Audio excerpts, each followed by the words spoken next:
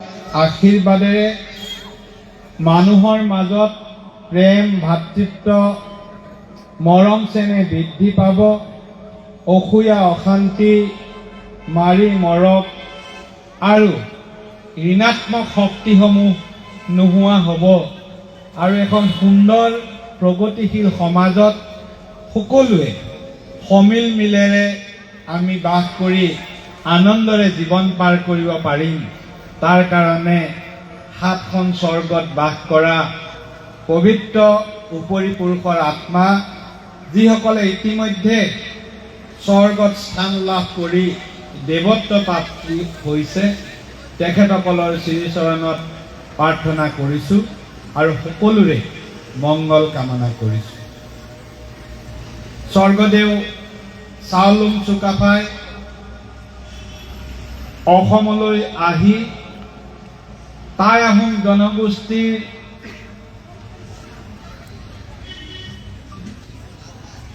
নিজৰ পৰিচয় নিজৰ চিনাকি পৰিহাৰ কৰি বৃহত্তৰ অসমীয়া জাতি গঠনৰ যি প্ৰক্ৰিয়া আৰম্ভ কৰিছিল, সেই জাতি গঠনৰ প্ৰক্ৰিয়াৰে অসমখন একত্ৰিত হৈছিল।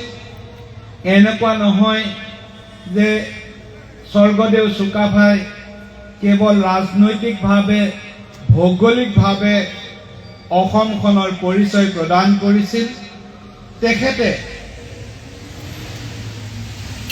সাংস্কৃতিকভাৱে তেখেতে সামাজিকভাৱে সকলো ফালৰ পৰাই বৃহত্তৰ অসমীয়া জাতি গঠন প্ৰক্ৰিয়াৰ প্ৰথমটো খোজ দিছিল।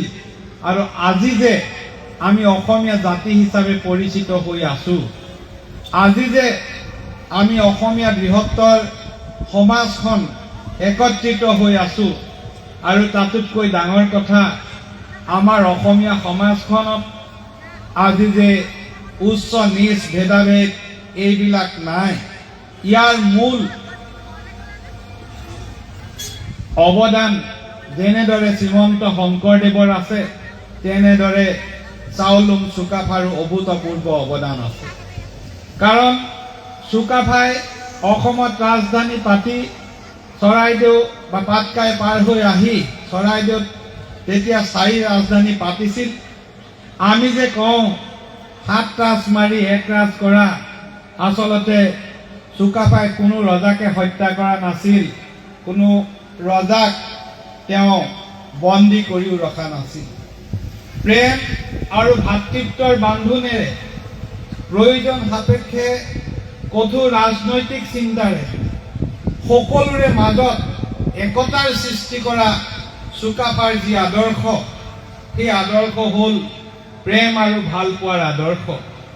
বিভিন্ন জাতি জনগোষ্ঠীৰ মাজত টাই আহোমসকলৰ বৈবাহিক সম্পৰ্ক সৃষ্টি কৰাৰ পৰা আৰম্ভ কৰি সংস্কৃতিৰ আদান প্ৰদান কৰালৈকে চুকাফাই দেখুওৱা আদৰ্শৰে অসমখন পৰিচালিত হ'ল বাবেই আমাৰ সমাজত উত্তৰ ভাৰত বা দক্ষিণ ভাৰতৰ বহু সমাজৰ দৰে উচ্চ নিচ ভেদাভেদ নাই।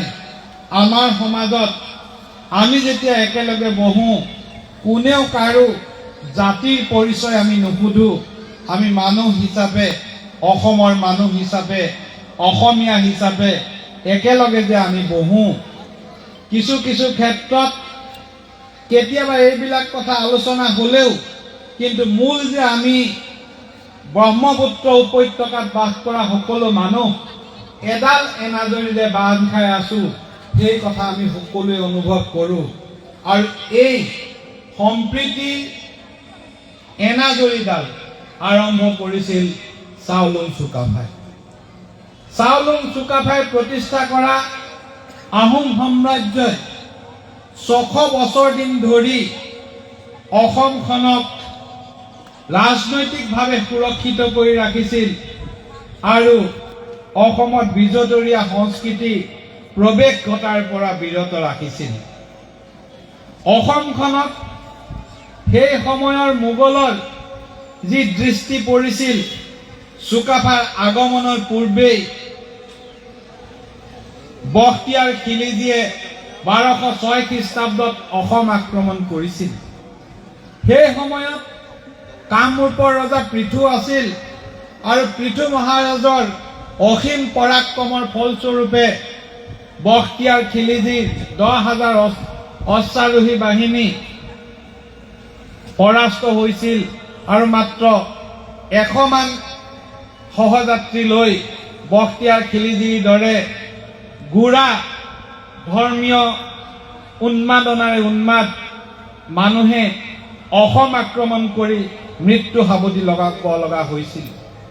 আৰু সেই যি প্ৰক্ৰিয়া বখতিয়াৰ খিলিজীয়ে কৰিছিল, পৰৱৰ্তী অৱস্থাত মীৰ জুমলাকে ধৰি বিভিন্ন মোগল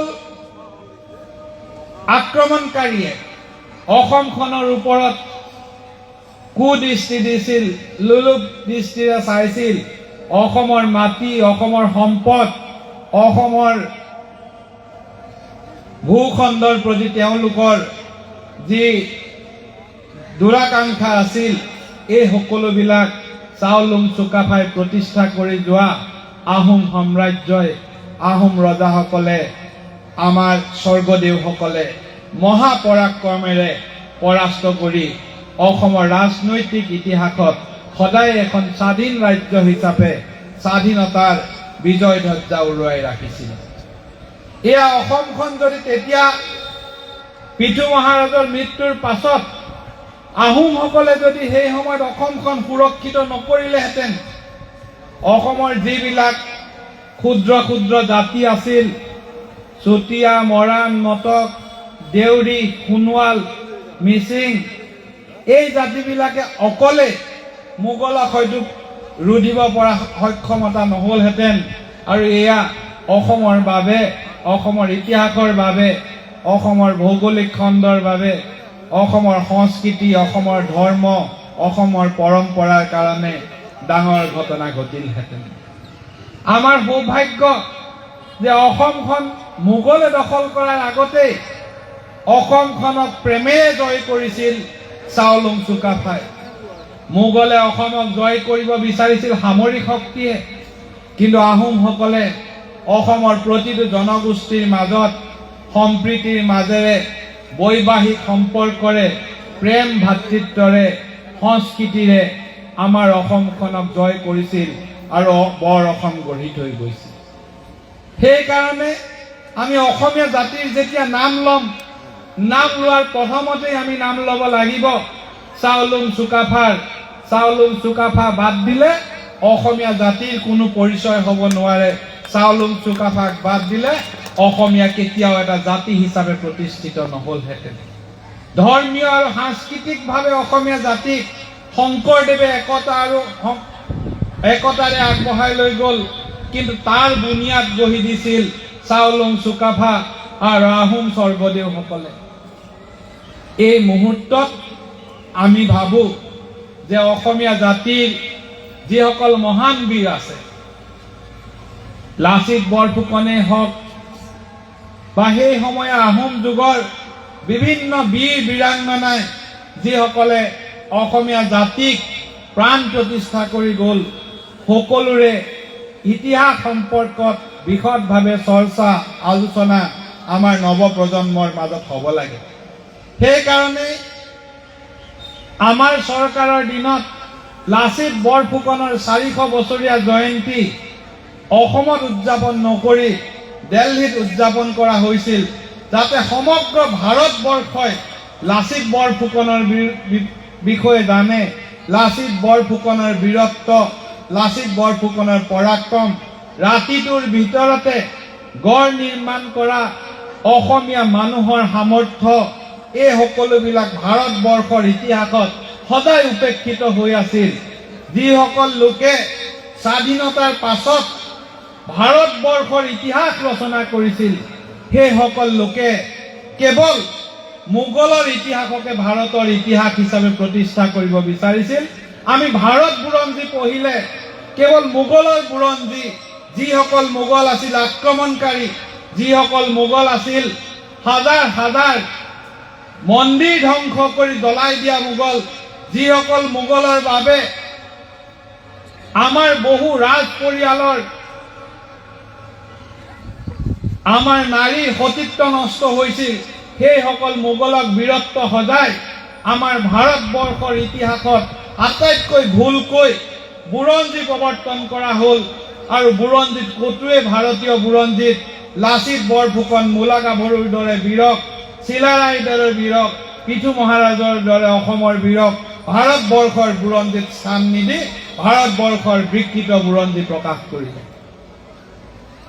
আৰু তাৰ বিপৰীতে বখতিয়াৰ খিলিজিৰ দৰে ব্যক্তি, যি নালন্দা বিশ্ববিদ্যালয় জ্ঞানৰ ভাণ্ডাৰ জ্বলাই দিছিল, তাত থকা পুথিভঁৰাল জ্বলাই দিছিল, যি পুথিভঁৰালত থকা আমাৰ পৰম্পৰাগত জ্ঞান বিজ্ঞানৰ গ্ৰন্থ পুৰি শেষ হ'বৰ কাৰণে, জ্বলি থকা অৱস্থাত জ্বলি জ্বলি শেষ হ'বৰ কাৰণে 6 মাহৰ প্ৰয়োজন হৈছিল। 6 মাহলৈকে ধোঁৱা ওলাই আছিল। সেই জ্ঞান তেওঁলোকে জ্বলাই দিছিল একমাত্ৰ এই কাৰণেই যে তাত কোনো মোগলৰ গুণানুকীৰ্তন নাছিল। আৰু অসম সুৰক্ষিত হৈ আছিল। অসম সুৰক্ষিত হৈ থকাৰ 100% কৃতিত্ব আহোম স্বৰ্গদেউসকললৈ যাব, যিসকলে সমগ্ৰ অসমখনক একত্ৰিত কৰি ৰাখিছিল। মই বিধায়ক হোৱাৰ পাছৰ পৰা টাই আহোম জনগোষ্ঠীৰ ঐতিহ্য সংস্কৃতি বিকাশৰ বাবে এজন বিধায়কৰ যিখিনি ক্ষমতা, সেই ক্ষমতাই কৰণীয়খিনি কৰিবলৈ সদায় প্ৰচেষ্টা চলাই আহিছোঁ। আজি সৰুপথাৰ চহৰৰ মাজমজিয়াত এই মাটিখিনি ফৰেষ্ট ডিপাৰ্টমেণ্টে পিটনি কৰি ৰাখি থৈছিল। এই মাটিখিনিত এখন পাৰ্ক হ'ব পাৰে, সেই কথা চিন্তা কৰিবলৈ আগতে কোনেও অৱকাশ পোৱা নাছিল।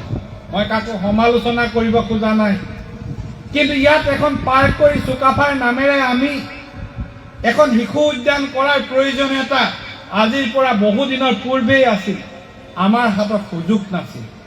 আমি যেতিয়া সুযোগ পালোঁ, আমি সৰুপথাৰ চহৰৰ মাজমজিয়াত চুকাফাৰ প্ৰতিমূৰ্তি স্থাপন কৰিলোঁ। আজি মৈদাম হ'ল। আৰু আপোনালোকক মই কওঁ যে এই পাৰ্কখনৰ কাৰণে আৰু অতিৰিক্তভাৱে 25 লাখ টকাৰ অনুদান মই আজি ঘোষণা কৰিলোঁ। ইয়াত কেনেদৰে 25 লাখ টকা খৰচ কৰা হ'ব তাৰ ৰূপৰেখা আমাৰ টাই আহোম সংগঠন, আটাইকেইটা জাতীয় সংগঠন, ধৰ্মেশ্বৰ দা, দিলীপ দাকে ধৰি জ্যেষ্ঠ ব্যক্তিসকল আপোনালোকে আলোচনা কৰিব। আমি ইয়াত এই 25 লাখ টকাৰে এই পাৰ্কখন আৰু সৰ্বাংগ সুন্দৰ কৰাৰ কাৰণে প্ৰচেষ্টা ল'ম, যাতে ইয়াত মানুহৰ এটা ডেষ্টিনেশ্যন হয়। কোনোবা মানুহে যেতিয়া কয় যে সৰুপথাৰ যাওঁ, এনেকৈ কোৱা এটা দিন আহক যে সৰুপথাৰৰ চুকাফা পাৰ্কলৈ যাওঁ, তাত আমাৰ চাব লগা বহুত আছে। সেই পৰিৱেশ সৃষ্টি কৰিবৰ বাবে প্ৰথম পৰ্যায়ত বুলি কৈছোঁ মই 25 লাখ টকা এতিয়া, তাৰ পাছত প্ৰয়োজন হ'লে আৰু আমি পুঁজিৰ যোগান ধৰিম। আমি সৰুপথাৰত যেতিয়া কাম কৰিছোঁ, মই বিধায়ক হোৱাৰ পাছৰ পৰা কোনো ভাল কামৰ কাৰণে পইচাৰ অভাৱ হোৱা নাই। ই ৰাস্তা ঘাটেই হওক, ই উদ্যানেই হওক, ই মহান বীৰ বীৰাংগনাৰ প্ৰতিমূৰ্তিয়ে হওক বা আমাৰ অন্যান্য ডেভেলপমেণ্টৰ কামেই হওক, কেতিয়াও পইচাৰ অভাৱ হোৱা নাই। আমি ৰজাপুখুৰী আহোম গাঁৱত ইতিমধ্যে চাওচেং ৰেং নিৰ্মাণ কৰিছোঁ। আমি উৰিয়ান ঘাটত চাওচেং ৰেং নিৰ্মাণ কৰিছোঁ। আমি চুঙাজানত চাওচেং ৰেং নিৰ্মাণ কৰিছোঁ। অহা বছৰৰ পৰা আমি দ পথাৰ, টেঙানী আৰু নাওজানত আৰু 3 ভাগ চাওচেং ৰেং নিৰ্মাণ কৰিম। আমি যোৱাকালি টাই আহোম ছাত্ৰ সন্থাৰ কাৰ্যালয় গৃহৰ আধাৰশিলা স্থাপন কৰিছোঁ। তাৰ নিৰ্মাণৰ পুঁজিও আমি যোগান ধৰিম। মই কালি কৈছোঁ, যদিও টাই আহোম ছাত্ৰ সন্থাৰ কাৰ্যালয় আমাৰ টাই আহোমৰ প্ৰতিটো জাতীয় সংগঠনৰ তাত সকলোৰে বাবে এটা সুন্দৰ কাৰ্যালয় হওক, তাত কনফাৰেন্স ৰুম থাকক, তাত কৰিব লগা সকলোখিনি আমি কৰিম। উৰিয়ান ঘাটত আমি এখন উদ্যান বনাইছোঁ, নাম দিছোঁ সমন্বয় পাৰ্ক। সমন্বয় পাৰ্ক এইকাৰণেই দিছোঁ যে সৰুপথাৰ সমষ্টি বিভিন্ন জাতি জনগোষ্ঠীৰ সমন্বয়েৰে গঢ় লোৱা এটা সমষ্টি। আমাৰ ইয়াত গাৰো, মিচিং, বড়ো, কাৰ্বি, ৰাভা, টাই আহোম, চুতীয়া মণিপুৰী, চিয়া, মাইতনীয়াকে ধৰি সকলো জনগোষ্ঠীৰ লোক পাই ক'বলৈ গ'লে অসমৰ এটা ক্ষুদ্ৰ টাঙৰণ।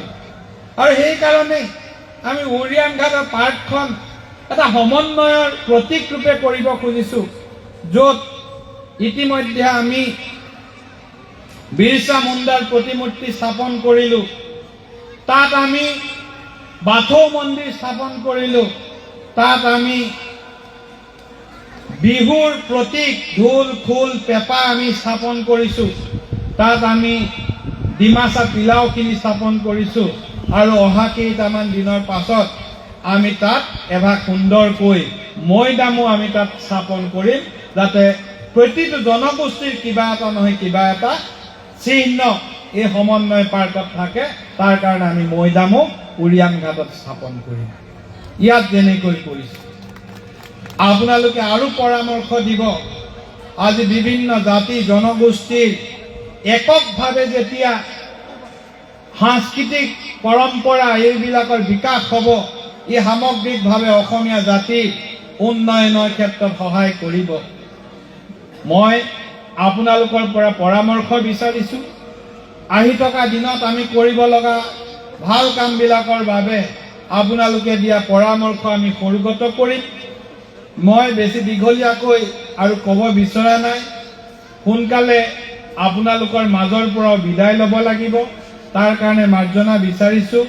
কাৰণ ইয়াৰ পাছত দপথাৰ, কৰ্দৈগুৰি, টেঙাহোলা আৰু উৰিয়াম ঘাট এই 4 ঠাইৰ মেডাম মেফিলৈ যোৱাৰ আমাৰ প্ৰগ্ৰেম আছে।